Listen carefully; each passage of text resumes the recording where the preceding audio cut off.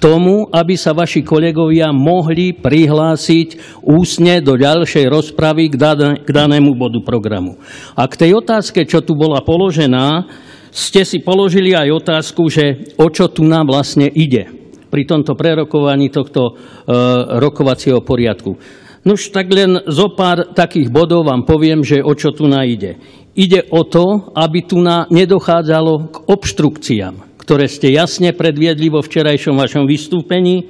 Ide o to, aby sa zabezpečilo efektívne fungovanie rokovania Národnej rady.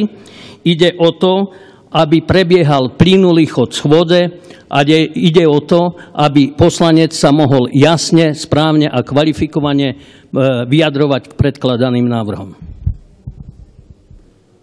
Pán poslanec Sobko. Slovo, pán predsedajúci. Nuž, chcem oceniť prejav mojho kolegu Eda Egera, pretože sa dotkol mojho srdca. Myslím, že nielen mojho srdca, ale aj ostatných. Či bol k téme, alebo nebol k téme, išiel do hĺbky možno aj celkovej filozofie toho, prečo tento zákon tu prichádza. Myslím si, že tak dôležitá norma ako rokovací poriadok by malo naozaj byť výsledkom čo najširšieho konsenzu. Myslím si, že by sme si naozaj mali všetci uvedomiť tú starú definíciu, že demokracia je vláda väčšiny, áno, ale tá definícia pokračuje ešte ďalej. Je to vláda väčšiny, ktorá je obmedzená právami menšiny. Nie je dôležité možno, čím viac slov sa vypustí, ale dôležitejšie je vidieť za tými slovami aj ich skutočný obsah.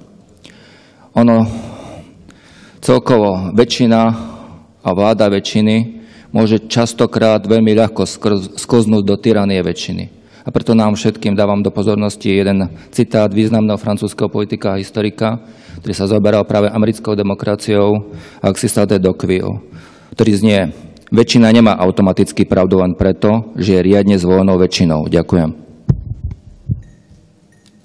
Pána poslanca Baláža a je tu, nech sa páči, máte slovo. Ďakujem pekne za slovo, pán predsedajúci. Pán kolega, ja sa vám tiež chcem poďakovať za vaše včerajšie vystúpenie. Naozaj to bolo príjemné, aj keď skončil rokovací deň, tak sme sa ešte o tom vonku nejaký ten čas rozprávali.